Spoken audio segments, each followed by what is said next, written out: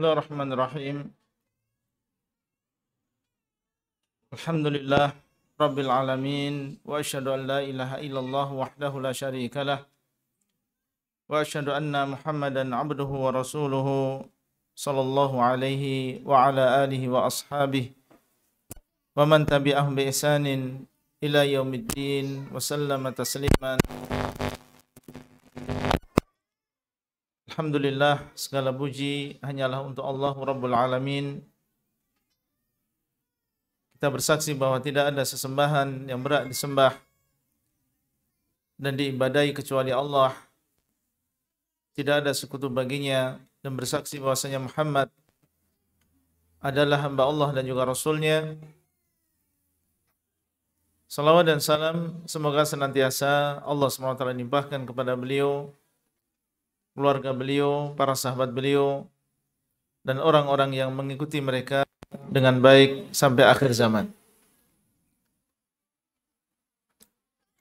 Para ikhwah dan juga para akhwat yang dimuliakan oleh Allah, satu di antara akidah Ahlussunnah wal Jamaah yang membedakan antara mereka dengan aliran-aliran atau sebagian aliran yang menyimpang dan ajaran yang sesat adalah akidah mereka tentang Ahlul Bait.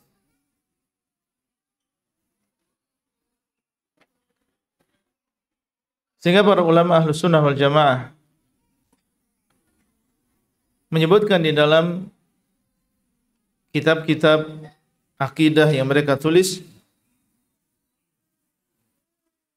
masalah keyakinan yang sahihah, akidah yang benar yang dimiliki oleh ahlu sunnah di dalam permasalahan ini.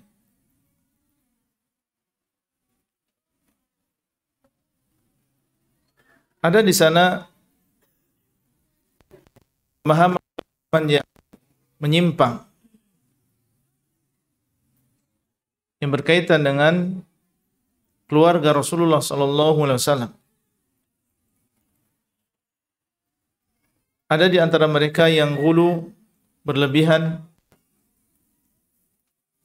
sehingga menjunjung, mengangkat keluarga Rasulullah SAW lebih dari apa yang diharuskan, lebih dari apa yang disyariatkan. Mereka pun terjerumus ke dalam al-ghulu, berlebihan di dalam agama. Dan di sisi yang lain ada sebagian orang yang justru malah memusuhi, membenci keluarga Nabi mereka sendiri. Kelompok yang pertama, mereka adalah Ar-Rafidhah, dan kelompok yang kedua adalah An-Nasibah. Bagaimana Ahlus Sunnah bersikap dan berakidah tentang keluarga Rasulullah SAW? Sebelum kita menyebutkan satu persatu dari akidah tersebut, terlebih dahulu kita ingin mengetahui siapa yang dimaksud dengan Ahlul Bait. Apa pengertian Ahlul Bait sebagaimana yang diinginkan oleh Allah Azza wa Jalla dan juga Rasulnya? Secara singkat, yang dimaksud dengan Ahlul Bait, mereka adalah, kalau secara bahasa, ahlu itu adalah orang yang paling dekat. Al-Bait, rumah. Ahlul Bait, orang yang paling dekat dengan rumah. bahasa. Adapun secara istilah ahlu baitnya Rasulullah sallallahu alaihi wasallam hum man tahrumu alaihi sadaqatu, man tahrumu alaihim as-sadaqatu al-fard. Mereka adalah orang-orang yang diharamkan untuk menerima sedekah yang wajib. Dan jadi maksud dengan sedekah di sini adalah zakat. Jadi sedekah ada di antaranya yang wajib dikeluarkan oleh seseorang, dan jadi maksud adalah zakat. Kalau dia tidak mengeluarkan, dosa. Ada ancamannya di akhirat. Dan di sana ada sedekah yang sunnah. Seorang memberikan kepada fakir miskin, anak yatim.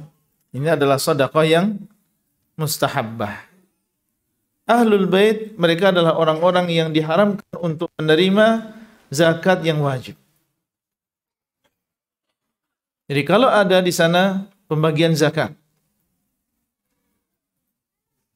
kemudian di situ ada seorang ahlul bait fakir, maka diharamkan bagi dia untuk menerima dari zakat tersebut. Meskipun dia dalam keadaan orang yang fakir atau orang miskin atau termasuk gharim. Kalau mau diberikan, maka ditolong dari arah yang lain. Mungkin dari sedekah yang sunnah, atau dari hadiah, atau dari pemberian. Tapi kalau dari zakat yang wajib, sedekah yang wajib, maka tidak boleh diberikan kepada ahlul bait. Siapakah mereka? Pertama, azwajun Nabi sallallahu alaihi wasallam. Yang pertama adalah istri-istri Nabi. Mereka adalah termasuk ahlul bait.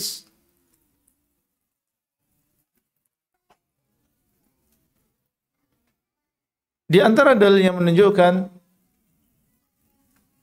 bahwasanya ahlul bait mereka adalah orang-orang yang diharamkan untuk menerima zakat, hadis Abu Hurairah, di mana suatu saat Hasan bin Ali bin Abi Thalib suatu saat mengambil satu buah kurma di antara kurma-kurma zakat, karena dikumpulkan zakat kurma di satu tempat. Kemudian dia masih dalam keadaan yang masih kecil. Melihat di situ ada kurma, dia ambil satu buah kurma. Kemudian dia meletakkan satu buah kurma tersebut di mulutnya, ingin memakannya. Maka Rasulullah SAW mengatakan, kih, kih. Kalau orang tua di sini mungkin melihat anaknya memakan sesuatu yang kotor, bilang apa? Ya, maksudnya disuruh ngeluarin makanan tersebut. Kih, kih. Berarti bahasa Arabnya apa? Kih gitu ya. Kurang lebih demikian. Irmi biha. Keluarkan, lemparkan. Keluarkan kurma tersebut dari mulutmu. Ama alimta anna la na'kulus sadaqah. Ketahuilah bahwasanya kita, yaitu ahlul bait, tidak boleh memakan dari sedekah. Dan ini maksud dengan sedekah di sini adalah zakah. Innamas sadaqatu lil fuqara'i wal masakin wal 'amilina 'alaiha, dan seterusnya. Dan Nabi SAW mengatakan, fa'alimhum anna Allah aftarada 'alaihim sadaqatan tu'khadhu min aghnia'ihim wa turaddu 'ala fuqara'ihim. Di antara nama zakat adalah sedekah. Hadis ini sahih, diriwayatkan oleh Bukhari dan juga Muslim. Di dalam hadis yang lain, Abdul Muttalib ibnu Rabi'ah ibn al-Harith, ini bukan Abdul Muttalib kakeknya Rasul, bukan. Dan juga Fadl ibn Abbas, dan keduanya termasuk Bani Hashim, termasuk Ahlul Bait, dan keduanya masih pemuda. Datang kepada Nabi SAW dan meminta kepada beliau supaya diberikan tugas, diberikan pekerjaan, karena tidak punya pekerjaan. Diberikan pekerjaan yang berkaitan dengan zakat sebagai al-amil, sebagai petugas resmi dari negara untuk mengurus masalah zakat. Dan kita tahu termasuk di antara 8 golongan yang berhak untuk mendapatkan zakat adalah al-amilina 'alaiha, orang yang bekerja mengurus zakat. Entah itu dia mengambil zakat dari orang yang wajib untuk melakukan zakat, atau dia tugasnya adalah membagikan untuk fuqara dan juga masakin dan orang-orang yang berhak. Nah, beliau berdua termasuk keluarga Nabi, tidak punya pekerjaan, ingin menikah, meminta kepada Nabi SAW untuk dijadikan sebagai amil, petugas zakat, supaya mendapat bagian dari zakat. Liyusiba minal mali ma yatazawwajani bihi, untuk mendapatkan harta yang digunakan untuk menikah. Tidak ingin meminta-minta kepada orang lain, kerja dulu, dapat baru dia menikah. Itu maksudnya. Faqala lahuma, maka Nabi SAW berkata kepada keduanya, inna sadaqata la tambagi li ali Muhammadin innama hiya awsakhun nas. Sesungguhnya zakat tidak boleh diperuntukkan bagi keluarga Muhammad. Meskipun dia bisa menjadi amil, tapi harta dari zakat tidak boleh diberikan kepada orang tersebut, meskipun dia adalah keluarga Nabi SAW. Keluarga Nabi tidak boleh mendapatkan zakat. Innama hiya awsakhun nas, sesungguhnya itu adalah kotoran, karena di antara fungsi zakat adalah membersihkan harta yang sudah memenuhi syarat nisabnya, haulnya. Maka ada sebagian dari harta tersebut yang bukan milik kita, harus kita keluarkan dan kita berikan kepada orang yang berhak. Kalau kita tidak membayar, mengeluarkan sebagian harta tersebut, maka kita memakan sesuatu yang bukan milik kita. Innama hiya awsakhun nas, itu adalah kotoran dari harta-harta manusia. Hadis ini sahih, diriwayatkan oleh Imam Muslim, dan menunjukkan bahwasanya anak-anak dari paman-paman Nabi SAW, karena di situ ada Abbas, ada Abdul Muttalib ibn Rabi'ah ibn al-Harith. Al-Fadl ibn Abbas adalah anak dari paman Nabi SAW. Demikian pula Abdul Muttalib ibn Rabi'ah ibn al-Harith. Ini masih keluarga dari paman Nabi SAW. Tadi kita sebutkan bahwa yang pertama kali termasuk keluarga Nabi SAW adalah istri-istri beliau. Termasuk keluarga Nabi SAW yang diharamkan memakan dari zakat. Dalilnya di dalam sebuah ayat, ketika Allah SWT menceritakan tentang Nabi Ibrahim alaihissalam, yang saat itu beliau Kita tahu bahwasanya beliau terlambat memiliki anak. Qalat ya waylata a'alidu wa ana ajuzun wa hadha ba'li syaikha. Inna hadha la syai'un ajib.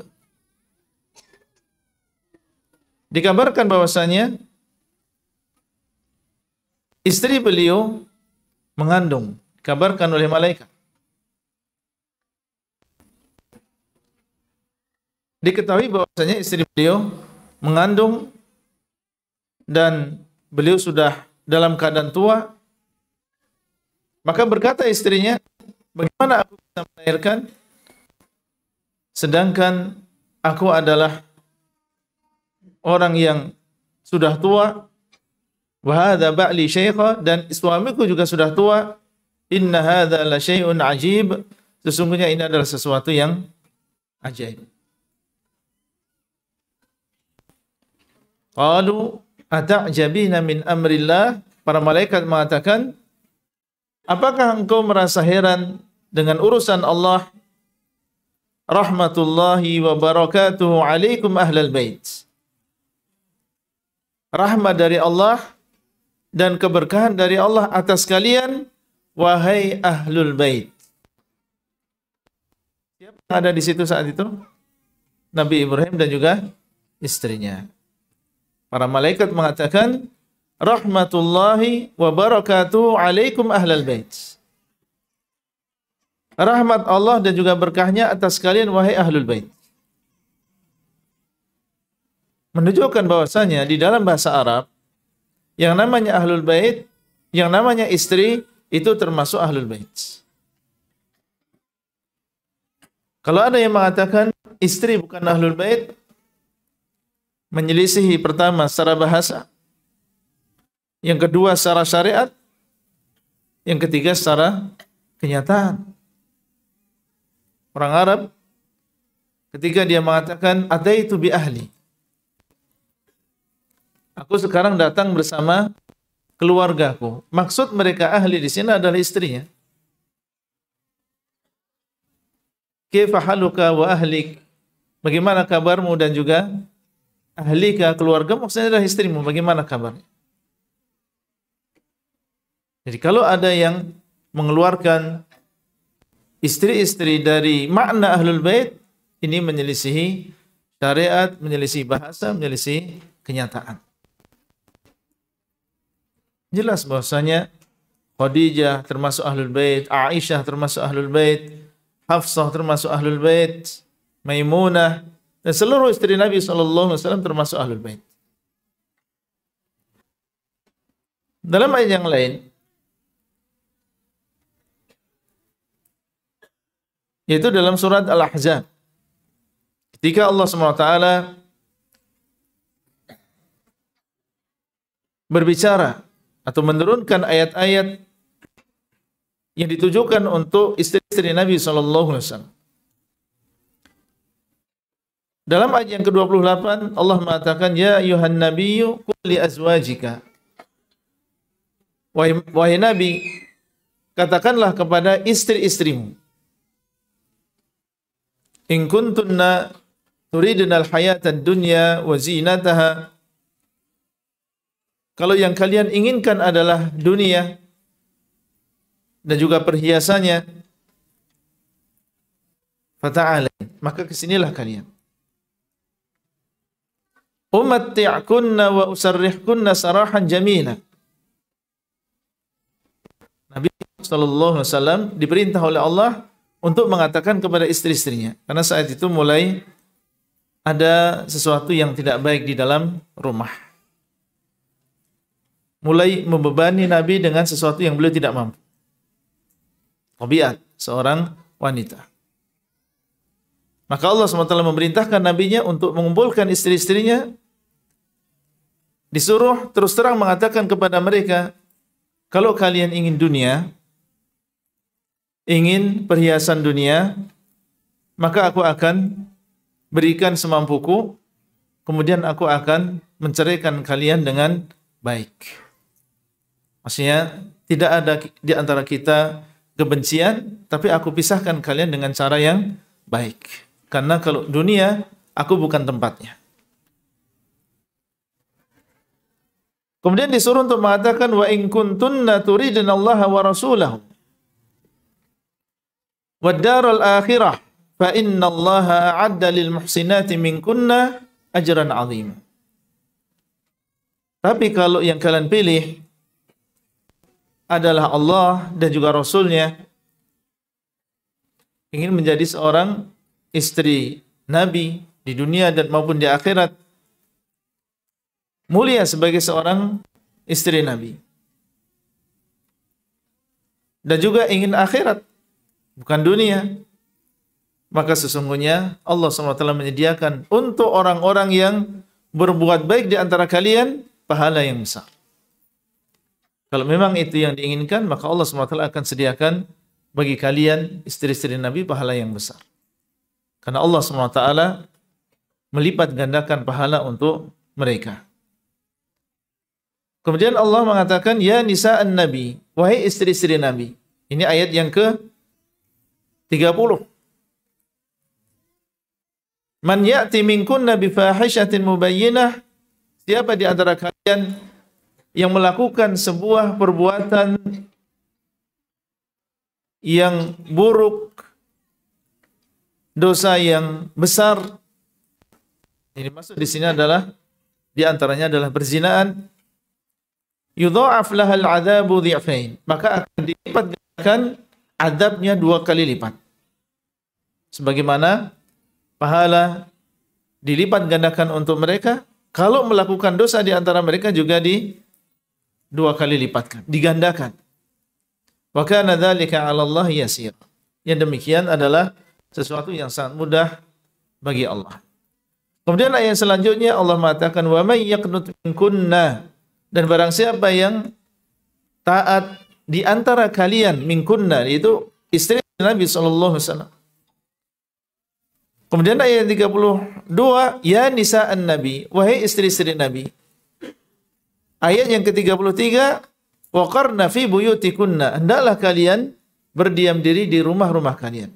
Semuanya masih berbicara tentang istri Nabi SAW. Kemudian Allah mengatakan dalam ayat yang ke-33, innama yuridullahu liyudhiba ankumur rijsa ahlal baiti wa yutahhirakum tathira. Sesungguhnya Allah ingin untuk menghilangkan dari kalian dosa. Ingin mengampuni dosa kalian, wahai ahlul bait, dan membersihkan kalian. Sesungguhnya Allah ingin membersihkan dosa kalian, wahai ahlul bait, dan menyucikan kalian. Baik. Tadi ayat-ayatnya tentang siapa? Istri-istri Nabi SAW. Dan di sini Allah mengatakan wahai ahlul bait. Berarti istri Nabi termasuk ahlul bait bukan? Termasuk ahlul bait. Kemudian setelahnya kembali Allah memanggil para istri Nabi, wadhkurna ma yutla fi buyutikunna min ayatillahi wal hikmah. Dan hendaklah kalian menyebut apa yang telah dibacakan di rumah-rumah kalian berupa ayat-ayat Allah dan juga hadis. Dan ini adalah keutamaan istri-istri Nabi SAW. Rumah-rumah mereka, disitulah turunnya ayat-ayat Al-Quran dan diucapkan hadis-hadis Nabi SAW. Di dalamnya ada ilmu. Berarti sebelum ayat yang berbunyi innama yuridullahu liyudhiba ankumur rijsa ahlal bait, sebelumnya disebutkan tentang istri-istri Nabi, setelahnya juga disebutkan tentang istri Nabi. Sehingga para ulama menjelaskan ayat ini menunjukkan bahwasanya istri-istri Nabi termasuk ahlul bait. Kemudian yang selanjutnya adalah keturunan Nabi SAW. Dzurriyyah. Keturunan Nabi SAW juga termasuk ahlul bait. Dari Aisyah radhiyallahu taala anha, suatu saat Nabi SAW keluar dalam keadaan beliau memakai semacam kisah atau selimut. Wa alaihi mirtun murahhalun min sya'rin aswad. Semacam selimut atau kain yang besar. Faja'a al-Hasanu ibnu Ali fa'adkhalahu. Datang Hasan bin Ali, kemudian beliau memasukkan Hasan bin Ali ke dalam selimut tadi, di bawahnya. Kemudian datang Husain, dan dia pun masuk di bawah selimut tadi. Thumma ja'at Fatimah fa'adkhalaha. Ketika datang ibu keduanya, yaitu Fatimah, juga dimasukkan ke dalam bawah selimut tadi. Kemudian datang bapak Hasan dan juga Husain, yaitu Ali, dan juga dimasukkan oleh Nabi SAW di bawah selimut. Kemudian beliau SAW mengatakan, membaca firman Allah, innama yuridullahu liyudhiba ankumur rijsa ahlal baiti wa yutahhirakum tathhira. Sungguhnya Allah SWT menginginkan untuk membersihkan kalian dari rijs, dari najis, dan menyucikan kalian dengan sebenar-benar. Ketika beliau membaca ayat ini, dan kita sudah tahu tadi maknanya, istri-istri Nabi itu termasuk ahlul bait. Di sini Nabi SAW ingin menjelaskan bahwasanya ahlul bait bukan khusus istri Nabi, tapi termasuk di antara ahlul bait adalah orang yang beliau letakkan di bawah selimut tadi, yang dikenal dengan hadithul kisah, hadith tentang selimut, menunjukkan bahwasanya Hasan dan Husain termasuk ahlul bait. Fatimah putri Nabi SAW termasuk ahlul bait. Termasuk ahlul bait. Nanti akan kita jelaskan mereka masuk ahlul bait karena mereka semuanya adalah termasuk Bani Hashim. Jadi Ali bin Abi Thalib termasuk ahlul bait karena beliau adalah termasuk Bani Hashim. Dan putra beliau adalah termasuk Bani Hashim. Ini menunjukkan bahwasanya dzurriyyah Nabi SAW mereka adalah termasuk ahlul bait, dan bahwasanya ahlul bait bukan hanya istri-istri Nabi SAW. Sebagian orang membolak-balik fakta. Justru dengan hadis ini dia mengatakan istri Nabi bukan ahlul bait. Mereka mengatakan buktinya di dalam hadis Al-Kisah ini, hadis tentang selimut ini tidak dimasukkan apa? Istri-istri Nabi SAW. Berarti mereka bukan termasuk ahlul bait. Ini pemahaman yang sesat dan juga menyesatkan.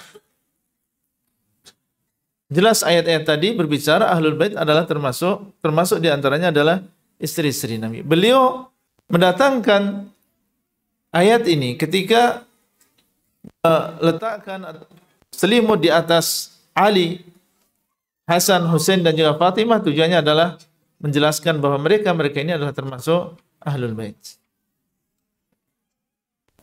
Tapi kalau istri Nabi di bawah selimut cukup nggak kira? Nggak cukup.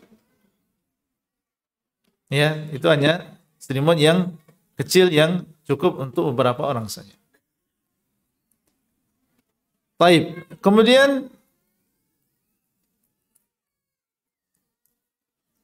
yang selanjutnya adalah tentang masih masalah pengertian ya.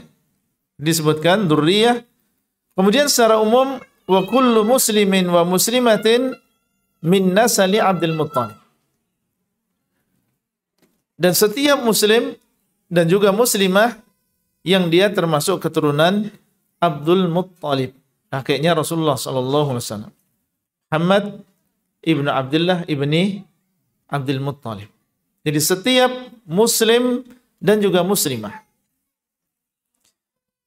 kalau bukan muslim, bukan muslimah, meskipun termasuk misalnya Bani Hashim, termasuk keturunan Abdul Muttalib, kakek Rasulullah sallallahu alaihi wasallam, tapi dia tidak beriman, maka dia bukan termasuk Ahlul Bait. Jadi disyaratkan wa kullu muslimin wa muslimatin min nasali Abdul Muttalib, setiap muslim dan juga muslimah dari keturunan Abdul Muttalib. Dan mereka adalah Banu Hashim ibnu Abdi Manaf. Anaknya Hashim ibnu Abdi Manaf. Dan Hashim ini adalah bapaknya Abdul Muttalib. Jadi Rasulullah, anaknya Abdullah, anak Abdul Muttalib, anak Hashim. Dan satu-satunya keturunan Hashim adalah Abdul Muttalib. Berarti Bani Hashim, anak-anaknya Hashim berasal dari keturunan siapa? Abdul Muttalib. Mereka semuanya adalah Bani Hashim, anak-anaknya Hashim. Dari anak-anaknya, dan Abdul Muttalib ini punya anak Al-Harith. Tadi yang disebutkan Abdul Muttalib ibnu Rabi'ah ibnu Al-Harith. Paman Nabi diantaranya adalah Al-Harith ibnu Abdul Muttalib. Al-Abbas ibnu Abdul Muttalib. Abu Talib termasuk juga paman Nabi SAW. Anak-anaknya Abu Talib, anak-anaknya Abbas yang muslim dan juga muslimah, semuanya termasuk ahlil bait. Kalau Abu Talibnya sendiri bukan termasuk ahlul bait, karena dia bukan muslim. Tapi anaknya Abu Talib seperti Ali, kemudian Aqil, Ja'far, mereka masuk Islam, maka mereka statusnya sebagai ahlul bait. Yang jelas keturunan Abu Talib muslim juga muslimah, karena mereka adalah Bani Hashim, maka termasuk ahlul bait. Kemudian juga anak-anaknya Abu Talib seperti Ali, Ja'far, Aqil, Talib. Talib ini termasuk anaknya Abu Talib, makanya dia kunyahnya adalah Abu Talib, karena anak yang paling besar yang laki-laki bernama Talib, dan dia juga muslim. Taib. Dari sini kita mengetahui bahwasanya Ali bin Abi Thalib termasuk ahlul bait karena dia adalah Bani Hashim. Hasan dan juga Husain termasuk ahlul bait juga karena termasuk Bani Hashim. Fatimah radhiyallahu taala anha juga termasuk ahlul bait karena termasuk Bani Hashim, baik muslim maupun muslimah. Itu adalah pengertian dari ahlul bait. Insyaallah dari sini kita lebih jelas mengenal siapa yang dimaksud dengan ahlul bait keluarga Rasulullah sallallahu alaihi wasallam. Apa keutamaan mereka? Apakah di dalam agama mereka memiliki keutamaan yang khusus? Ayat yang tadi kita ulang-ulang, innama yuridullahu liyudhiba ankumur rijsa ahlal bait wa yutahhirakum tathhira, menunjukkan bahwasanya mereka memiliki kedudukan yang berbeda, kedudukan yang tinggi dibandingkan dengan kaum muslimin yang lain. Secara umum Allah SWT menginginkan kita semuanya untuk membersihkan diri kita. Innallaha yuhibbut tawwabin wa yuhibbul mutatahhirin. Sungguhnya Allah mencintai orang-orang yang bertobat dari dosa, dan Allah mencintai orang-orang yang membersihkan dirinya dari dosa. Ketika Allah SWT mengkhususkan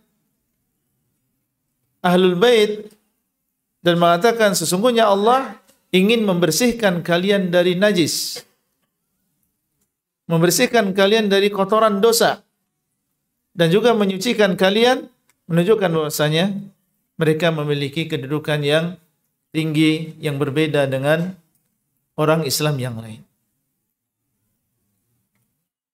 Dalam ayat yang lain Allah mengatakan an-nabiyyu aula bil mu'minina min anfusihim wa azwajuhu ummahatuhum. Nabi itu lebih berhak dengan orang-orang yang beriman daripada mereka sendiri. Dan istri-istri beliau adalah ibu bagi orang-orang yang beriman. Dan istri-istri beliau adalah ibu bagi orang-orang yang beriman. Ini Allah SWT mengabarkan bahwasanya istri-istri Nabi berbeda dengan wanita-wanita yang lain kedudukannya. Ketika mereka menjadi istri Nabi, maka dia adalah ibu kita. Sehingga istri-istri Nabi adalah ummahatul mu'minin. Mereka adalah ibu-ibu bagi orang-orang yang beriman. Bagaimana maksudnya? Apakah kemudian boleh kita bersalaman dengan mereka sebagaimana kita bersalaman dengan ibu kita? Tidak. Jadi mereka bukan mahram kita, tapi mereka adalah ibu-ibu kita karena maksudnya adalah di dalam ihtiram, di dalam menghormati, di dalam menghargai. Sebagaimana kita menghormati ibu-ibu kita, maka kita pun juga diharuskan untuk menghormati istri-istri Nabi SAW. Meskipun mungkin di antara sahabat Nabi SAW ada di antara mereka yang lebih tua daripada Aisyah, dan itu banyak. Tapi Aisyah adalah ibunya. Umar bin Khattab lebih tua daripada Aisyah radhiyallahu ta'ala anha. Dan Aisyah adalah ibunya, Ummul Mukminin. Di antara keutamaannya disebutkan dalam hadis Wathilah bin al-Asqa' di mana Rasulullah sallallahu alaihi wasallam mengatakan innallaha astafa Kinanata min waladi Ismail. Sesungguhnya Allah memilih Kinanah dari keturunan Nabi Ismail. Nabi Ismail, bagaimana kita tahu, pas kecil dibawa oleh Nabi Ibrahim alaihissalam, beliau dan juga ibunya Hajar ke Mekah. Kemudian setelah munculnya air Zam-Zam, mulai berdatangan manusia yang sebelumnya mereka tidak mengenal daerah itu sebagai daerah yang menghasilkan air. Ketika ada air, mereka pun minta izin kepada Ismail dan juga ibunya untuk bisa tinggal bersama mereka di tempat tersebut. Akhirnya ketika besar, Nabi Ismail menikah dengan salah seorang wanita dari kabilah Jurhum yang ikut tinggal bersama mereka di Mekah. Lahir dari istri tersebut putra dan juga putri, dan sampai akhirnya Nabi Ismail memiliki banyak keturunan. Nabi SAW mengatakan di sini, di antara keturunan-keturunan Nabi Ismail ada di sana Kinanah. Allah memilih Kinanah di antara keturunan Nabi Ismail. Wastafa Quraisyan min Kinanah, dan Kinanah juga di sana ada berbagai kabilah, ada berbagai suku, ada berbagai bani. Allah memilih Quraisy di antara sekian banyak keturunan Kinanah. Jadi Kinanah pilihan dari sekian banyak keturunan Ismail, Quraisy pilihan Allah dari sekian banyak keturunan Kinanah. Dipilih kembali oleh Allah di antara orang-orang Quraisy, wastafa min Quraisyin Bani Hashim. Dan Allah memilih Bani Hashim di antara orang-orang Quraisy. Muawiyah termasuk Bani Hashim, Bani Umayyah, Abu Sufyan, Uthman. Dan mereka adalah termasuk Quraisy. Abdurrahman bin Auf termasuk Quraisy. Sa'ad bin Abi Waqqas termasuk Quraisy. Dan yang termasuk Bani Hashim di antaranya yang tadi kita sebutkan. Allah memilih Bani Hashim di antara orang-orang Quraisy. Berarti ini lebih pilihan lagi.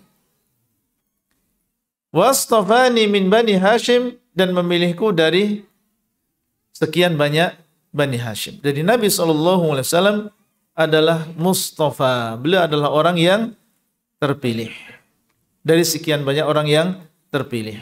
Dan menunjukkan bahwasanya Bani Hashim memiliki kedudukan yang tinggi di antara sekian banyak keturunan Nabi Ismail alaihissalam. Dan hadis ini sahih, diriwayatkan oleh Imam Muslim. Menunjukkan bahwasanya mereka, yaitu Bani Hashim, adalah orang-orang yang dipilih oleh Allah SWT. Setelah kita mendengar tentunya ayat dan juga hadis yang berkaitan dengan Ahlul Bait, kita menyadari bahwasanya mereka berbeda dengan kita. Mereka memiliki kedudukan yang tertentu di dalam agama ini. Kita harus berikan kepada mereka hak sebagaimana yang diinginkan oleh Allah dan juga Rasul-Nya. Jangan sampai kita mendolimi mereka. Jangan sampai mendudukkan mereka di atas kedudukan yang sepantasnya dan sebenarnya bagi Ahlul Bait. Lalu apa? Hak yang dimiliki oleh Ahlul Bait yang harus kita tunaikan, dan ini adalah akidah Ahlussunnah wal Jamaah. Yang pertama, hendaklah kita atau Ahlussunnah memandang, meyakini wajibnya mencintai Ahlul Bait. Meyakini wajibnya menghormati Ahlul Bait.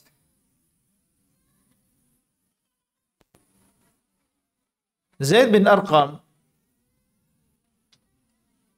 beliau mengatakan, menceritakan sebuah hadis bahwa Rasulullah SAW suatu saat beliau berdiri, berkhutbah, berbicara di hadapan para sahabatnya di sebuah tempat yang dinamakan dengan Khum, yang berada antara kota Mekah dengan kota Madinah. Setelah beliau memuji Allah, memberikan nasihat, mengingatkan, kemudian beliau mengatakan kepada para sahabat saat itu, wahai manusia, sesungguhnya aku adalah manusia seperti kalian. Maksudnya adalah para sahabat. Manusia seperti kalian, hampir-hampir akan datang kepadaku utusan dari Rabbku. Kemudian aku pun akan menjawab utusan tadi. Dan beliau memaksudkan adalah sebentar lagi akan datang ajal beliau dan beliau harus meninggalkan para sahabat radhiyallahu taala anhum. Beliau akan meninggal dunia. Wa ana tarikun fikum tsaqalain. Dan aku tinggalkan di antara kalian dua perkara yang berat. Jadi beliau akan meninggalkan para sahabat, tapi beliau meninggalkan warisan. Meninggalkan pesan yang disifati oleh beliau sallallahu alaihi wasallam sebagai dua perkara yang berat. Awaluhuma, yang pertama yang akan beliau tinggalkan adalah kitabullah, Al-Quran yang telah diturunkan kepada beliau selama 23 tahun, angsur-angsur, fihil huda wan nur, di dalamnya ada petunjuk, di dalamnya ada cahaya. Ini termasuk sesuatu yang ditinggalkan oleh Nabi SAW dan disifati oleh beliau sebagai sesuatu yang berat, tanggung jawab yang besar. Fakhudhu bi kitabillah wastamsiku bihi. Ini sesuatu yang berat yang aku tinggalkan. Hendaklah kalian mengambil Al-Quran, berpegang teguh dengan Al-Quran. Fahatta ala kitabillahi wa raghaba fihi. Beliau pun mendorong, menganjurkan, memerintahkan para sahabat saat itu untuk berpegang teguh dengan Al-Quran. Meskipun ditinggal mati oleh Rasulullah SAW. Karena barang siapa yang berpegang teguh dengan Al-Quran, dia tidak akan sesat selama-lamanya. Taraktu fiikum amrain lan tadhillu ma tamassaktum bihima. Aku tinggalkan di antara kalian dua perkara, kalian tidak akan tersesat selama kalian masih berpegang teguh dengan keduanya. Baik, itu yang pertama. Kemudian beliau menyebutkan yang kedua, wa ahlu baiti, dan aku tinggalkan di antara kalian keluargaku.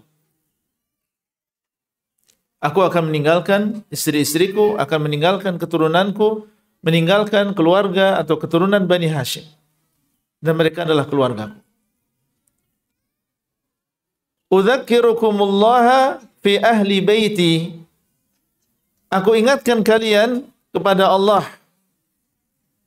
Takutlah kalian kepada Allah fi ahli baiti, tentang keluargaku.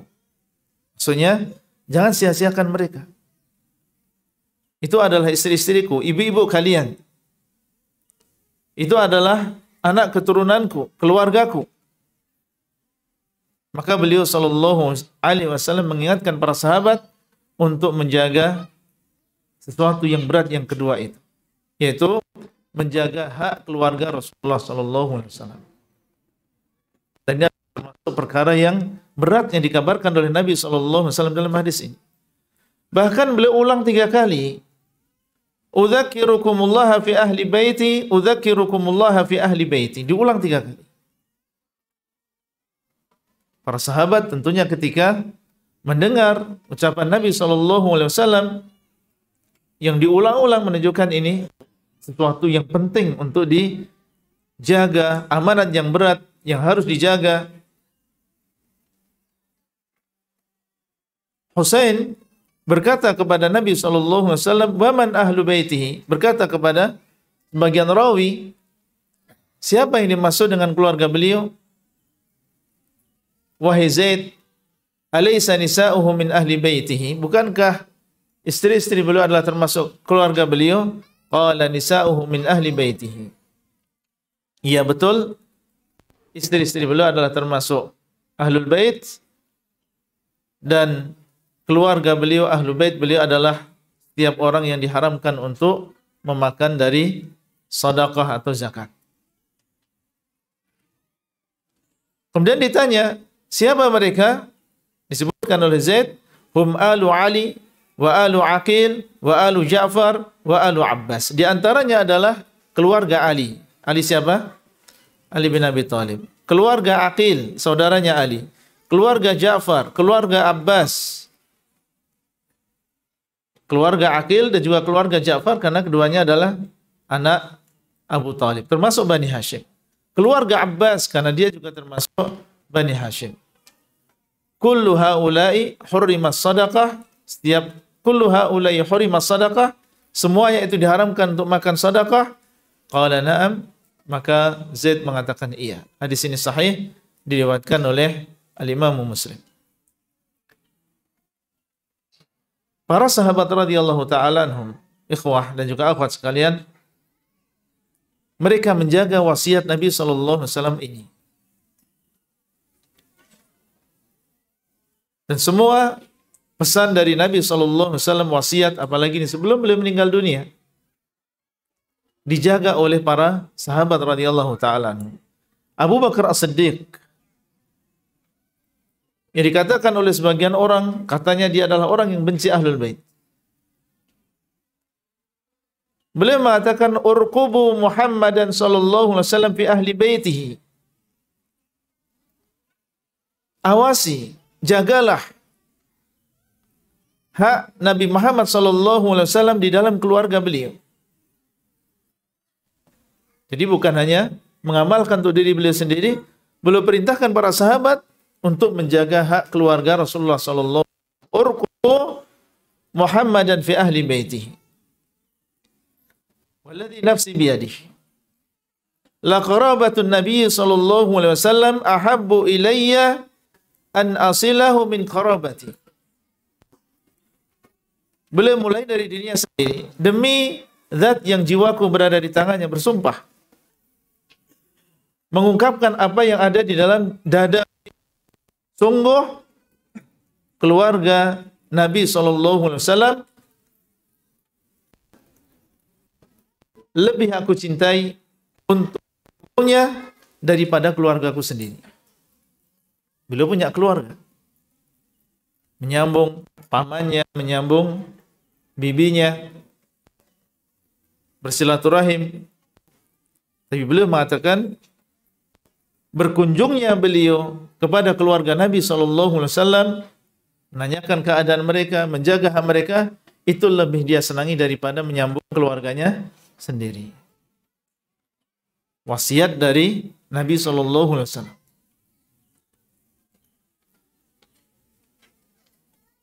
Berkata Umar kepada Abbas.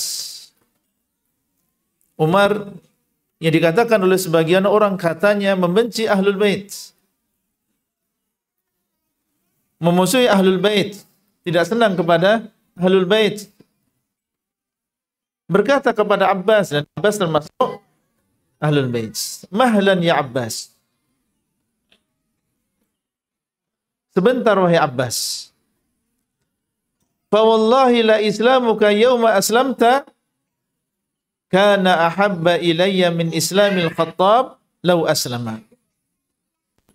Wahai Abbas, demi Allah, sebagaimana tadi Abu Bakar As-Siddiq bersumpah, di sini Umar juga bersumpah untuk menyatakan apa yang ada di dalam hatinya. Demi Allah, sungguh Islamnya dirimu di hari ketika engkau masuk Islam, Islamnya dirimu di hari ketika engkau masuk Islam, menyatakan keislamanmu, saat itu lebih aku cintai dan lebih aku senangi daripada Islamnya Khattab, bapaknya Umar sendiri, seandainya dia masuk Islam. Jadi seandainya bapakku masuk Islam, dan tentunya anak sebagai anak bergembira dengan masuk Islamnya bapaknya. Tapi beliau mengungkapkan bahwasanya kebahagiaan beliau ketika mendengar Abbas masuk ke dalam agama Islam itu lebih besar daripada kebahagiaan beliau ketika mendengar Islamnya Khattab, seandainya Khattab masuk ke dalam agama Islam. Bapaknya sendiri padahal. Kenapa demikian? Beliau mengatakan, "Wa ma bi illa anni qad araftu anna islamaka kana ahabba ila Rasulillah sallallahu alaihi wasallam min islamil Khattab." Kenapa demikian? Tidak ada alasanku kecuali karena aku mengetahui, menyadari bahwasanya Islammu wahai Abbas lebih dicintai oleh Nabi sallallahu alaihi wasallam daripada Islamnya Al-Khattab.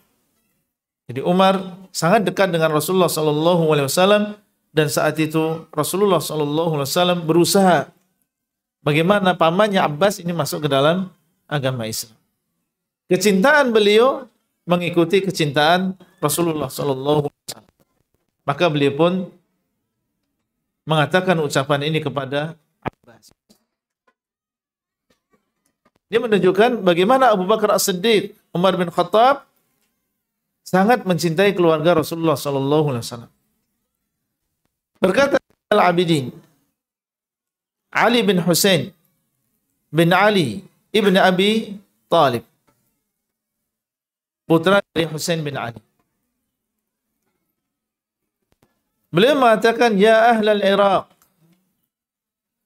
ahibbuna li hubbil Islam, fa wallahi innahu zada hubbukum bina hatta sara syainan."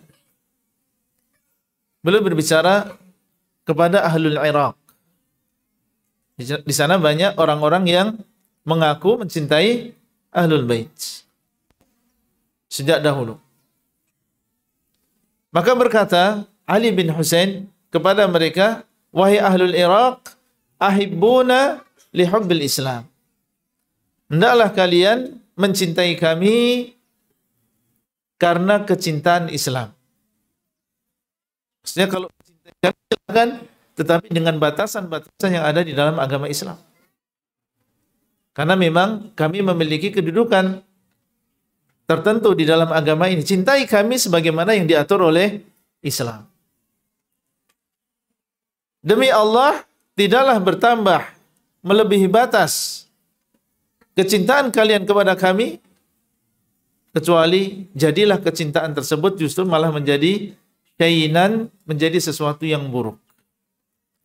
Karena akan menjerumuskan mereka dalam ghulu. Padahal Allah SWT mengatakan, ya ahlal kitab la taghlu fi dinikum. Wahai ahlul kitab, janganlah kalian berlebihan di dalam agama kalian. Dan Nabi SAW mengatakan, iyyakum wal ghulu, fa innama ahlakal ladzina min qablikum al-ghulu. Hati-hati kalian berlebihan dalam agama, karena sesungguhnya yang telah menghancurkan orang-orang sebelum kalian adalah al-ghulu, atau berlebihan di dalam agama. Ini sekedar faedah bahwasanya dahulu Ahlul Bait, keluarga Nabi SAW, meskipun mereka tahu bahwasanya kaum muslimin wajib untuk mencintai mereka, menghormati mereka, tapi mereka juga mengingatkan jangan sampai dalam menghormati mereka dan mencintai mereka berlebihan. Sehingga diyakini bahwasanya Husain dan anak keturunannya Hasan, mereka adalah orang-orang yang maksum, tidak terjerumus ke dalam dosa yang kecil maupun yang besar. Dulu sampai mengatakan bahwasanya mereka mengetahui kapan mereka meninggal dunia. Dulu sampai meyakini bahwasanya mereka lebih berhak untuk menjadi khalifah daripada Abu Bakar As-Siddiq dan juga Umar bin Khattab dan Uthman bin Affan. Ini diingatkan oleh keluarga Nabi SAW sejak dahulu. Dalam sebuah riwayat mereka mengatakan, atau dia mengatakan, ahibbuna hubbal Islam wa la tuhibbuna hubbal asnam.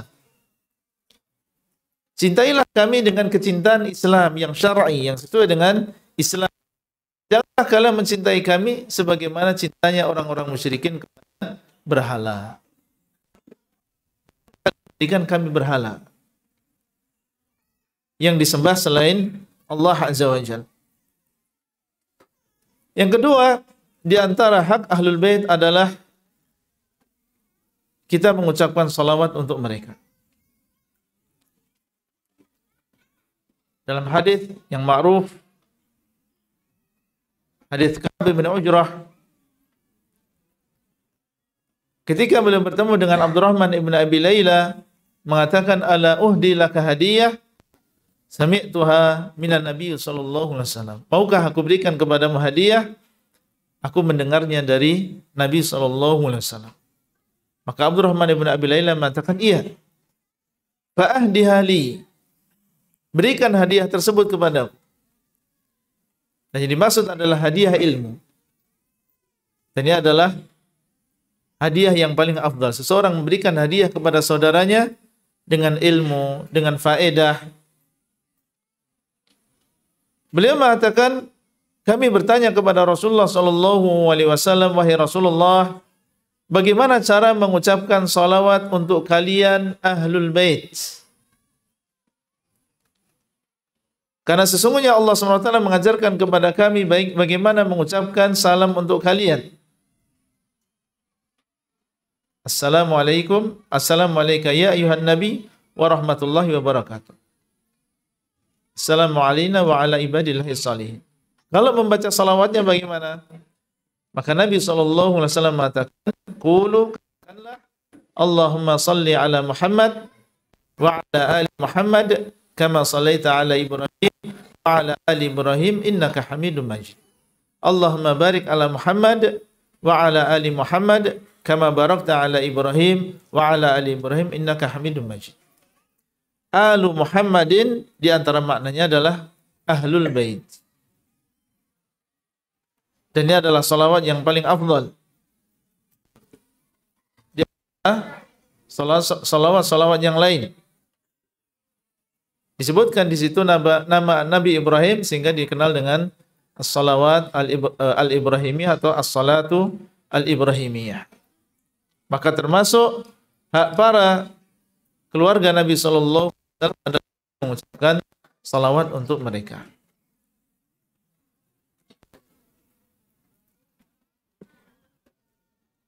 Bahkan Ahlus Sunnah ada di antara mereka yang mengatakan bahwasanya membaca salawat seperti ini di dalam salat mereka adalah rukun. Artinya rukun kalau tidak dibaca tidak sah salatnya.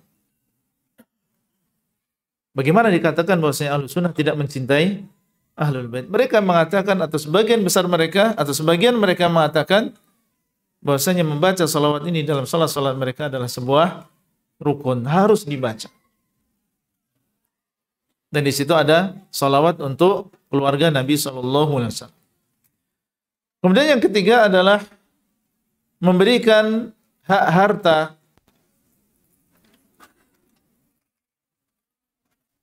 Di sana ada hak harta untuk keluarga Nabi SAW, yaitu apa? Khumsun minal ghanimah, 1/5 dari rampasan perang. Kalau terjadi peperangan antara kaum muslimin dengan orang-orang kufar, kalah orang-orang kafir, dikumpulkan harta ghanimahnya, maka 1/5 dari harta ghanimah tadi ini adalah hak dari keluarga, untuk keluarga Nabi SAW, dibagikan di antara mereka. Tidak boleh hanya diberikan kepada mujahidin saja. Kemudian juga di sana ada fai'. 1/5 dari fai', dan fai' adalah harta yang diambil dari orang kafir tanpa adanya peperangan. Itu perbedaan antara ghanimah, rampasan perang, dengan fai'. Allah SWT mengatakan di dalam Al-Quran, wa'alamu annama ghanimtum min syai'in fa anna lillahi khumusahu walil rasuli walidhil qurba wal yatama wal masakini wa ibnis sabil in kuntum amantum billahi wa ma anzalna ala abdina yaumal furqani yaumal taqal jam'an wallahu ala kulli syai'in qadir. Ketahuilah, kata Allah, sesungguhnya apa yang kalian dapatkan dari rampasan perang, maka 1/5-nya adalah untuk Allah dan juga Rasulnya. Untuk dzil qurba, dzil qurba adalah keluarga Nabi SAW. Untuk anak-anak yatim, untuk orang-orang miskin, untuk ibnu sabil, yaitu musafir yang kehabisan bekal, diberikan sebagian dari rampasan perang tersebut terhadap pihak-pihak tadi. Termasuk diantaranya adalah keluarga Nabi SAW. Itu ghanimah. Baik, Allah SWT mengatakan, ma'afa Allahu ala rasulihi min ahli qura falillahi walir rasuli walidhil qurba wal yatama wal masakini wa ibnis sabil. Apa yang Allah berikan kepada kalian berupa fai', maka untuk Allah dan juga keluarga Nabi SAW, anak yatim, orang miskin, dan juga orang yang musafir yang kehilangan atau kehabisan bekalnya. Syahidnya di sini Allah SWT menyebutkan dalam dua ayat ini bahwa keluarga Nabi SAW memiliki hak dari ghanimah dan juga fai'. Adapun dari zakat, maka mereka diharamkan. Maka harus kita berikan. Kalau memang itu ada dan kita mengetahui di sana ada Ahlul Bait, maka harus disampaikan sebagian dari harta ghanimah dan juga fai' tadi kepada keluarga Nabi SAW. Nah, itu adalah beberapa hak yang harus kita tunaikan kepada mereka. Bagaimana seandainya ada sebagian Ahlul Bait yang mereka menyimpang dari jalan Rasulullah SAW? Karena ada di antara mereka yang tidak mengikuti petunjuk Nabi SAW. Padahal tentunya orang yang seharusnya lebih taat, lebih berpegang teguh dengan sunnah Nabi SAW adalah keluarga beliau, Ahlul Bait. Contoh bagi kaum muslimin yang lain. Tapi yang demikian, hidayah adalah hak Allah Azza wa Jalla, yahdi man yasha wa yudhillu man yasha. Allah SWT memberikan petunjuk kepada siapa yang dikehendaki, menyesatkan siapa yang dikehendaki. Dan petunjuk tidak berkaitan dengan nasab, tidak berkaitan dengan keturunan. Ada sebagian orang bukan keturunan dan bukan keluarga Nabi SAW, tapi Allah berikan dia petunjuk, dibukakan hatinya menerima Islam, mengikuti sunnah, taat kepada Allah dan juga Rasulnya. Dan ada di antara mereka yang tidak demikian. Demikian pula di antara keluarga Nabi, Ahlul Bait, ada di antara mereka yang mengumpulkan antara dua kebaikan. Di satu sisi dia adalah Ahlul Bait, memiliki keturunan yang mulia, terhormat, dan sekaligus dia adalah termasuk Ahlus Sunnah, termasuk ulama, termasuk ahli ibadah, termasuk seorang salafi, dan itu juga banyak. Al-Imam Syafi'i rahimahullah termasuk Ahlul Bait. Dan beliau adalah seorang ulama, termasuk ulama Ahlus Sunnah wal Jamaah, yang berpegang teguh dengan sunnah Nabi SAW. Dan masih banyak lagi menggabungkan di antara dua kebaikan. Tapi ada di antara Ahlul Bait yang mereka justru tidak berpegang teguh dengan sunnah Nabi SAW. Muslim akan tetapi terjatuh ke dalam kebid'ahan, terjatuh ke dalam sesuatu yang terlarang di dalam agama ini, bermaksiat. Dan Nabi SAW mengatakan, man batta'a bihi amaluh lam yusri' bihi nasabuhu. Orang yang dia lambat berjalan dengan sebab amalannya, dengan sebab kemaksiatannya, maka nasabnya tidak bisa menjadikan dia cepat. Artinya, nasab tidak menolong seseorang apabila dia tidak taat kepada Allah dan juga Rasulnya. Nabi SAW pernah berkata kepada Fatimah, pernah berkata kepada Sofiyah bibi beliau, pernah berkata kepada Abbas paman beliau,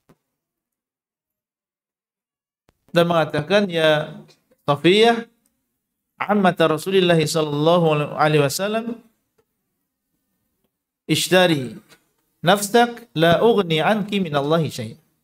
Belilah dirimu, beramalah, aku tidak bisa menolongmu sedikit. Dan itu yang beliau sampaikan kepada Abbas paman beliau, dan itu yang beliau sampaikan kepada Fatimah. Salini mimali masyiti, la ughni anki minallahi syai'a. Silahkan engkau minta kepadaku dari hartaku apa yang kau kehendaki, karena aku adalah ayahmu. Tapi aku tidak bisa menolong dirimu sedikit pun. Seandainya engkau bermaksiat, seandainya engkau kufur, maka aku tidak bisa menolong dirimu sedikit pun. Nasab tidak bisa menolong seseorang dan tidak bisa mengangkat seseorang kalau tidak diiringi dengan amalan. Dan beliau mengatakan, "Lau anna Fatimata saraqat laquti'a yaduha, laqata'tu yadaha." Seandainya Fatimah mencuri, niscaya aku akan memotong tangannya. Hukum Allah. Bahwasanya setiap pencuri yang terpenuhi syarat, maka dia harus dipotong tangannya. Itu adalah hukum Allah. Tidak pandang itu adalah anak Nabi atau selain anak Nabi SAW. Sehingga secara umum Allah SWT mengatakan ukuran kedudukan di sisi Allah adalah ketakwaan. Inna akramakum indallahi atqakum. Sesungguhnya orang yang paling mulia di sisi Allah di antara kalian adalah orang yang paling bertakwa di antara. Bukan Ahlul Bait, tapi lebih bertakwa daripada seorang Ahlul Bait, maka dia lebih mulia di sisi Allah Azza wa Jalla. Abu Bakar bukan termasuk Ahlul Bait, tapi beliau adalah manusia yang paling afdal setelah para nabi dan juga para rasul alaihi wassalam. Bagaimana seandainya kita menemukan seorang ahlul bait yang tadi kita katakan bukan termasuk ahlus sunnah, bukan termasuk orang yang berpegang teguh dengan sunnah Nabi SAW. Para ulama menjelaskan, pertama, tetap kita berikan hak harta di dalam agama ini. Kalau memang di sana ada fai', di sana ada ghanimah, maka mereka statusnya tetap sebagai ahlul bait meskipun mereka menyimpang. Selama dia masih muslim, maka dia masih mendapatkan hak tersebut. Yang kedua, mencintai mereka sesuai dengan kadar ketaatan mereka kepada Allah. Kita lihat statusnya sebagai seorang muslim, berarti kita cintai dia sebagai seorang muslim. Kita lihat ada ketaatan dia, melakukan salat, membayar zakat, dikenal dengan sedekahnya. Kita cintai dia sesuai dengan kadar ketaatan dia kepada Allah dan juga Rasul. Tapi penyimpangan, maka kita harus membenci. Membenci mereka sesuai dengan kadar penyimpangan yang ada pada diri mereka. Semakin menyimpang dari jalan Allah, semakin besar kebencian kita. Semakin sedikit kebatilannya, semakin sedikit penyimpangannya, maka semakin kecil kebencian kita kepada mereka. Jadi kecintaan sesuai dengan kadar ketaatan mereka, kebencian sesuai dengan kadar kemaksiatan mereka. Sama dengan ketika kita bermuamalah dengan muslim yang lain. Kalau dia adalah seorang muslim yang bermaksiat, ya kita cintai dia sebagai seorang muslim dan kita benci dia sesuai dengan kadar kemaksiatan dia kepada Allah. Tidak sepenuhnya kita mencinta, kita membenci. Kemudian yang ketiga, tetap mereka memiliki hak salawat atas mereka. Ketika kita mengatakan Alu Muhammad, Allahumma salli ala Muhammad wa ala ali Muhammad, masuk di dalamnya ahlul bait, baik yang istiqamah di atas sunnah maupun mereka yang menyimpang dari jalan yang lurus. Yang penting dia adalah seorang muslim, ada di sini bagian dari doa tersebut. Karena mereka termasuk Alu Muhammad. Kemudian yang keempat, tidak boleh kita gulu terhadap mereka sebagaimana kepada ahlul bait yang lain. Meskipun dia jelas-jelas istiqamah. Ali bin Abi Thalib, Husain, termasuk ahlul bait dan mereka adalah termasuk sahabat Nabi SAW. Dan Ali termasuk khulafaur rasyidin. Hasan bin Ali, putra beliau, ada yang mengatakan beliau termasuk juga khulafaur ar-rasyidin. Yang benar-benar memiliki keutamaan, tidak boleh kita gulu terhadap mereka. Tidak boleh berlebihan kepada mereka. Lalu bagaimana dengan ahlul bait yang mereka memiliki penyimpangan?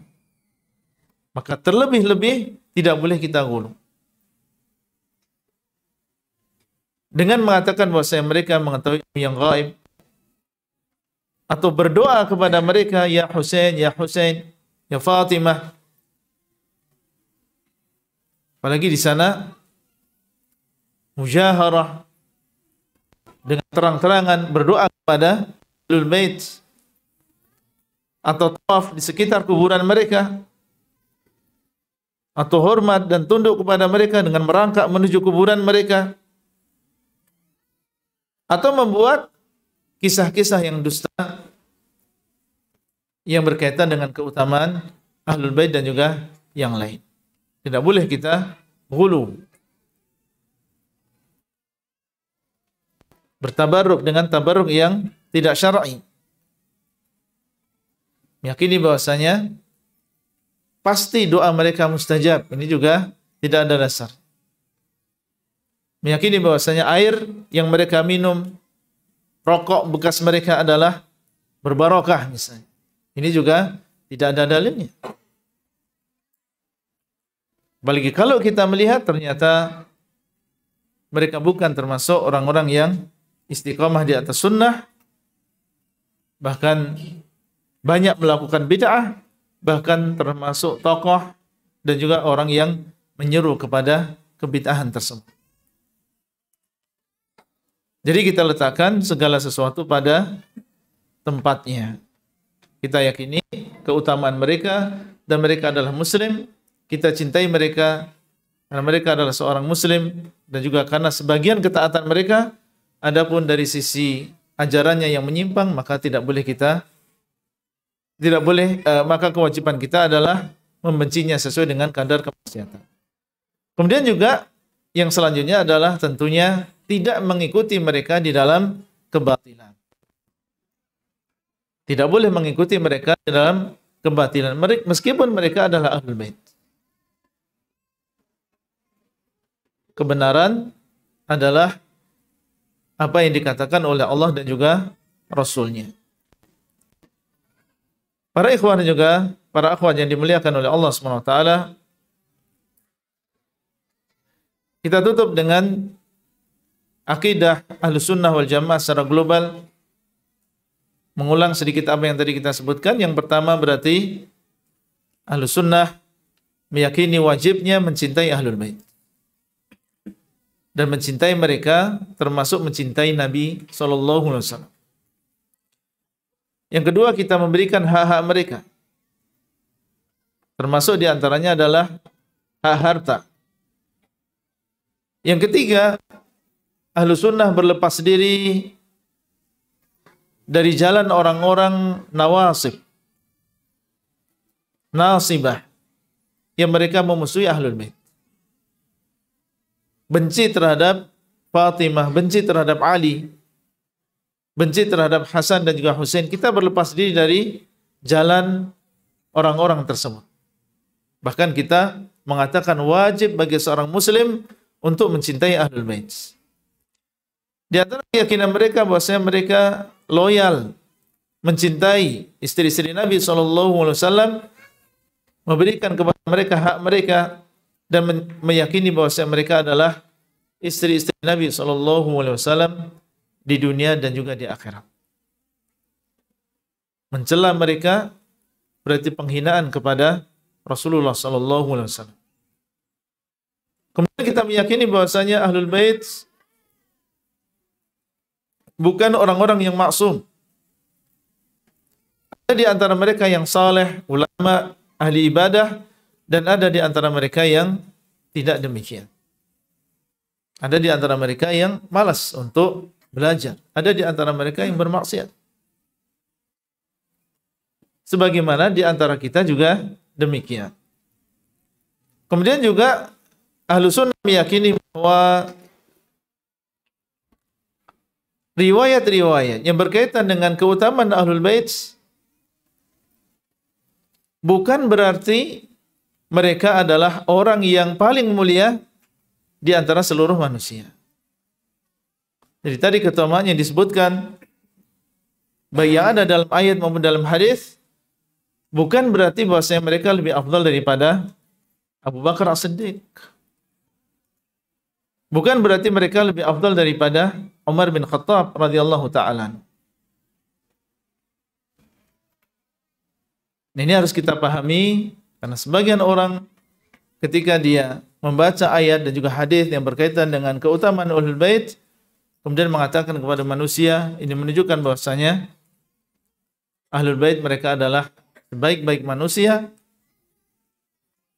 Kemudian menjalar dan mengatakan bahwa seharusnya mereka yang menjadi khalifah dan berhak untuk menjadi khalifah setelah Rasulullah SAW meninggal dunia, dan keturunan Ali yang berhak untuk menjadi khalifah setelah Ali, dan seterusnya. Barakallahu fikum. Secara singkat itulah yang bisa kita sampaikan yang berkaitan dengan akidah Ahlussunnah wal Jamaah tentang keluarga Rasulullah SAW. Semoga bermanfaat. Dan sebelum kita tutup, mungkin ada pertanyaan dari para ikhwah yang berkaitan dengan materi yang sudah kita sebutkan.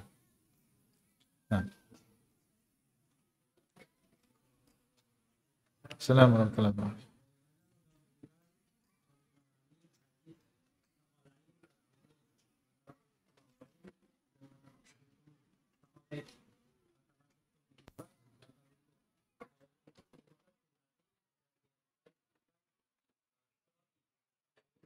Ya.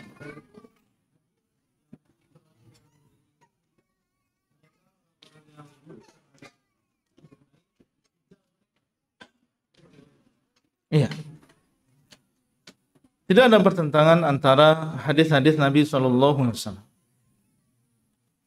Dua-duanya sahih, diucapkan oleh Nabi SAW, dan ucapan beliau thaqalain, sesuatu yang berat. Sesuatu yang berat untuk diamalkan. Beliau mengingatkan kita bahwa di antara sesuatu yang berat tadi adalah yang berkaitan dengan keluarga Rasulullah SAW. Ketika Nabi SAW telah meninggal dunia dan tidak ada kecuali keluarga beliau, maka banyak di antara manusia yang mungkin lalai, kemudian tidak memperhatikan keluarga Nabi SAW. Ketika beliau masih hidup, mungkin banyak yang akan memperhatikan, berlomba-lomba menghormati keluarga Nabi SAW. Tapi Nabi SAW telah meninggal dunia. Seperti keadaan kita sekarang ini. Siapa di antara kita yang punya perhatian khusus, ingat tentang keutamaan keluarga Rasulullah SAW? Banyak di antara kita yang lalai. Di sana ada keluarga Nabi SAW, di sana ada keturunan beliau yang mereka punya hak atas kita. Makanya Nabi SAW mengingatkan, udzakirukum. Bukan maksudnya bahwasanya Ahlul Bait ini adalah petunjuk. Ini adalah nur. Sebagaimana Al-Quranul Karim, tidak. Itu adalah sesuatu yang berat untuk diamalkan. Makanya beliau ingatkan. Banyak di antara orang Islam yang lalai tentang hak para Ahlul Bait. Adapun taraktu fikum amrayni lan tadillu ma tamassaktum bihima. Ini berkaitan dengan petunjuk yang Nabi SAW tinggalkan setelah beliau meninggal dunia. Selama kita masih berpegang teguh dengan keduanya, maka kita tidak akan tersesat selama-lamanya. Yang dimaksud adalah kitab Allah wa sunnata Rasulih sallallahu alaihi wasallam. Ini sebagian ada yang mencampur, menyebutkan hadis tentang itrah tadi, mengatakan berarti kita harus berpegang teguh dengan sunnahnya Ahlul Bait. Bukan. Thaqalain, sesuatu yang berat, maksudnya adalah berat untuk diamalkan. Banyak orang yang lalai. Jangan disamakan dengan hadis kitab Allah wa sunnata Rasulih. Selama kita berpegang teguh dengan Al-Quran dan juga sunnah Rasulullah SAW, maka kita tidak akan tersesat. Wallahu ta'ala a'lam. Nah. Ya. Fadal. Assalamualaikum warahmatullahi wabarakatuh.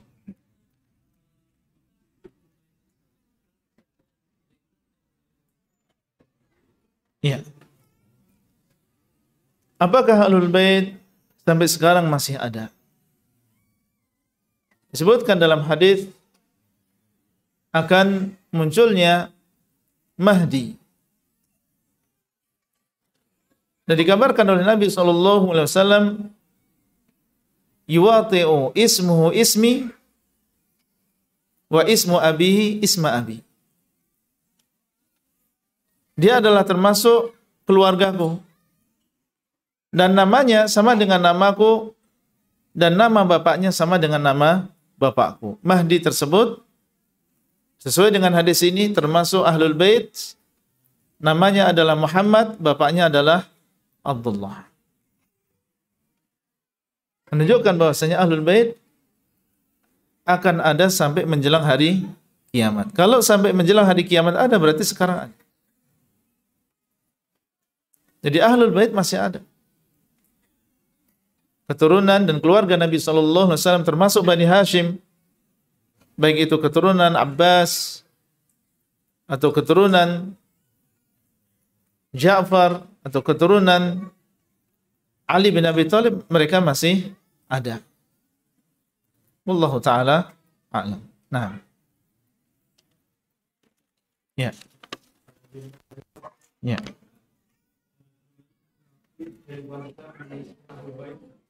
Gimana?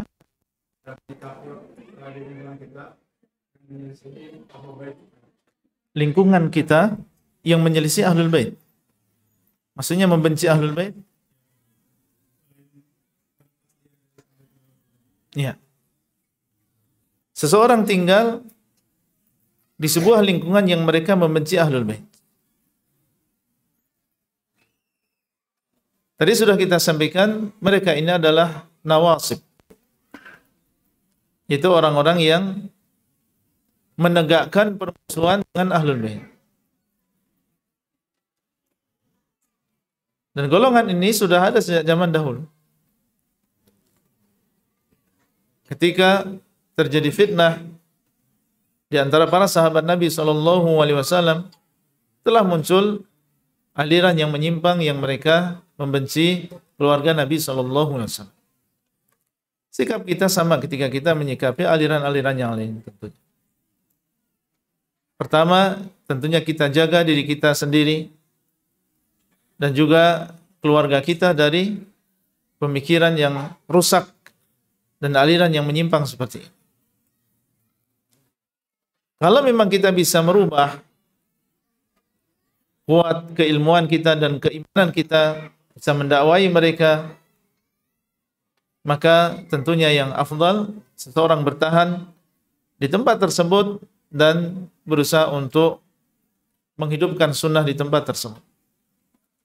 Tapi kalau seseorang melihat keadaan dirinya dan keluarganya dan mengkhawatirkan keadaan dirinya dan juga keluarganya, dikhawatirkan menyimpang dan terpengaruh, maka dalam keadaan demikian disyariatkan seseorang untuk berpindah dan mencari lingkungan yang tepat, yang lebih kondusif untuk mendidik keluarganya dan menjauhkan mereka dari aliran-aliran yang menyimpang. Nah, ya. Menarik sebetulnya tadi disampaikan di pertanyaan bahwa sampai kiamat itu kuliah itu masih tetap ada. Ya. Ketika sampai akhir kiamat itu masih ada, apakah hak-hak yang tadi Ustaz sampaikan itu perlu kita berikan? Kita harus tahu nasabnya yang betul-betul yakin bahwa itu keturunan Nabi seperti apa. Ya. Kalau memang di sana ada Ahlul Bait dan diketahui dia adalah Ahlul Bait, karena ada di antara mereka yang tidak mau menunjukkan, atau ada di antara mereka yang mungkin termasuk Ahlul Bait tapi dia nggak tahu kalau dirinya termasuk Ahlul Bait.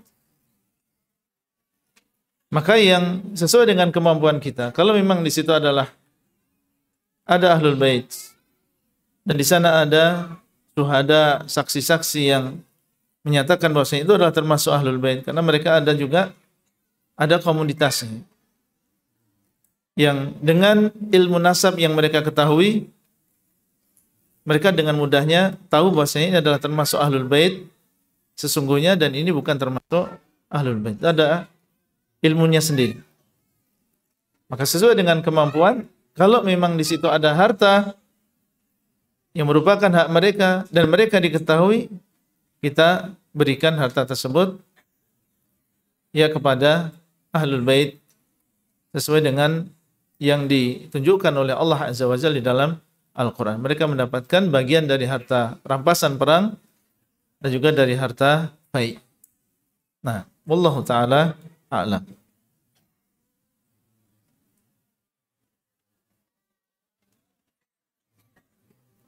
Mengapa Imam Malik menyatakan bahwa mencela Aisyah, istri Nabi, lebih besar dosanya dari mencela sahabat atau Ahlul Bait lainnya?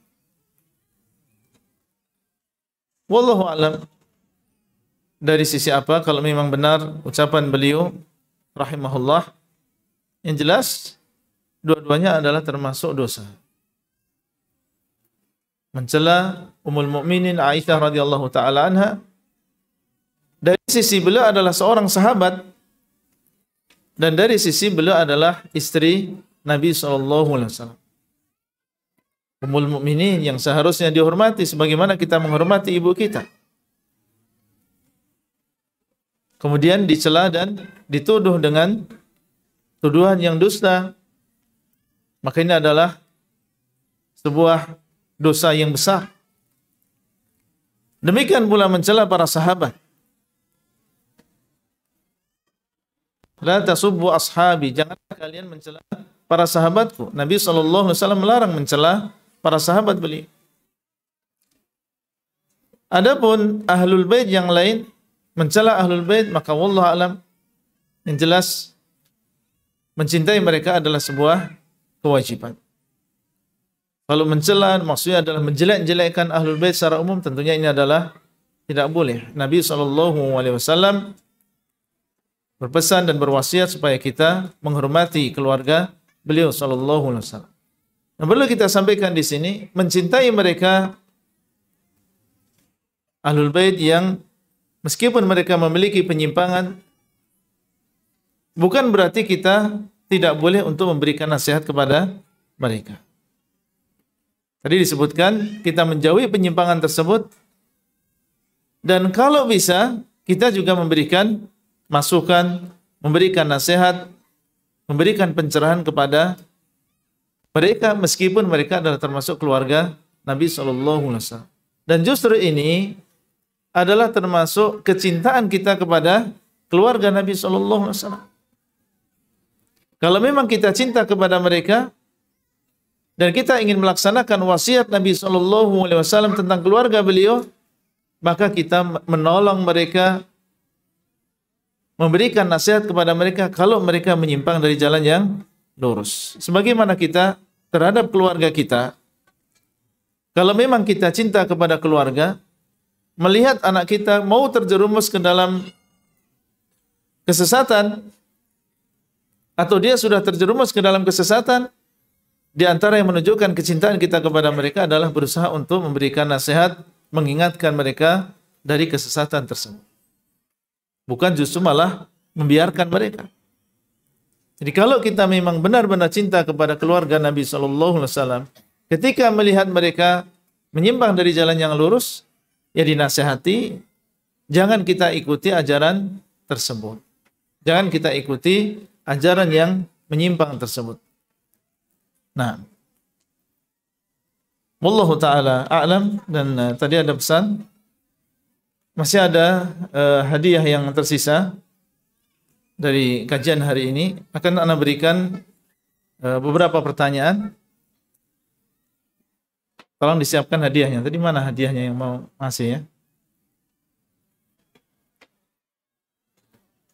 Surya, Haris, ada nggak?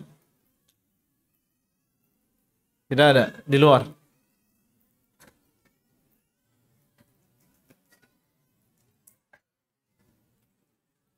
Baik. Anda berikan pertanyaan dulu, nanti setelahnya insya Allah akan kita sampaikan ke pihak PSI yang insya Allah akan berikan hadiah. Pertanyaan yang pertama,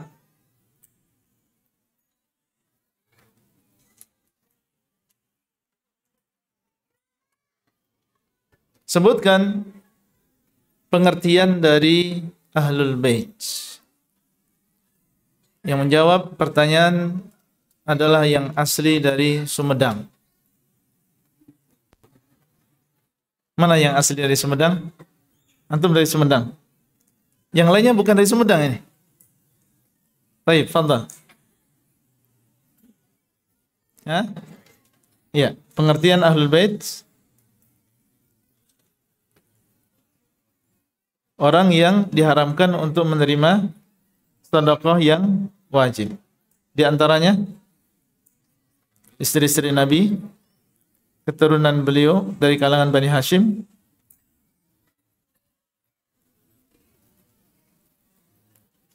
sudah. Baik. Hasan. Nanti ditulis namanya ya, sampaikan ke Ana. Baik.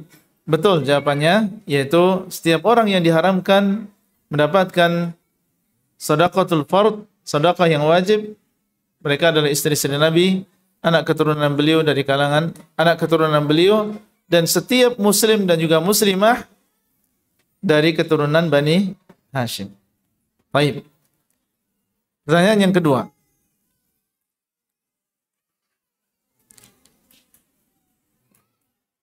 Apakah Abu Talib termasuk Ahlul Bait?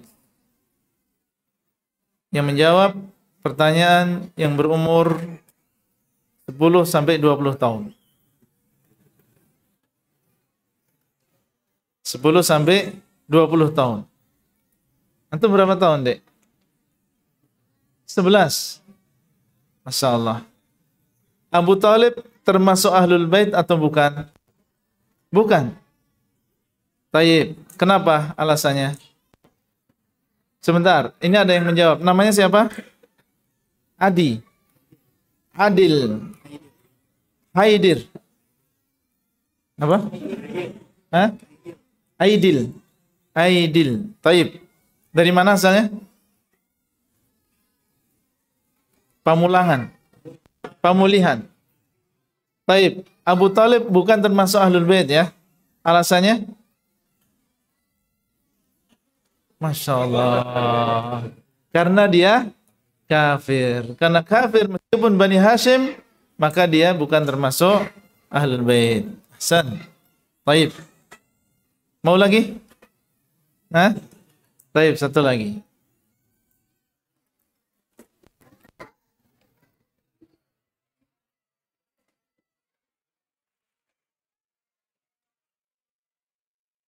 Baik. Tadi disebutkan bahwasanya istri-istri Nabi SAW termasuk Ahlul Bait. Sebutkan satu dalil yang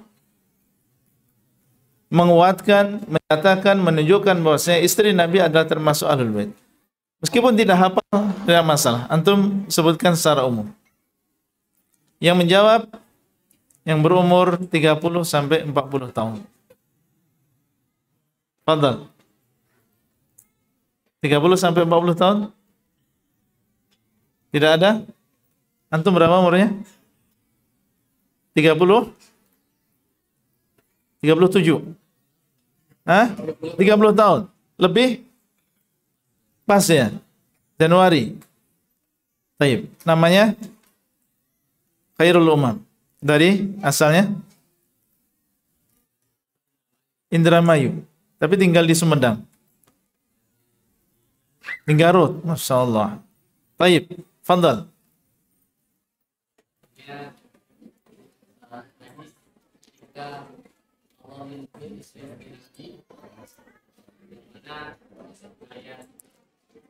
Ayat ya maksudnya ya. Surat Ahzab.